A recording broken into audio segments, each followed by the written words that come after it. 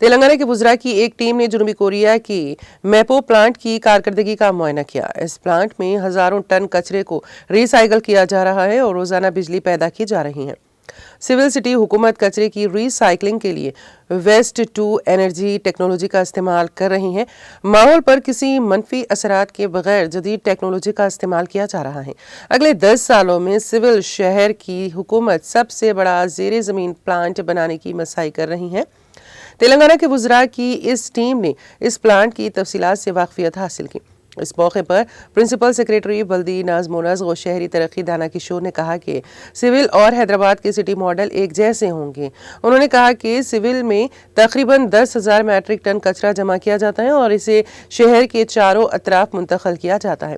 انہوں نے کہا کہ حیدرآباد میں تقریباً 8,000 میٹرک ٹن اکٹھا کر کے اسے ایک سمت لے جایا جا رہا ہے۔ انہوں نے نشاندہی کرتے ہوئے کہا کہ وزیر اعلیٰ ریونت ریڈی کی ہدایت پر شہر کے آس پاس 4 مقامات کی نشاندہی کی گئی ہے۔ انہوں نے کہا کہ شہر کا کچرا 4 سمتوں پر بھیجنے سے ٹرانسپورٹ کے اخراجات میں کمی آئے گی۔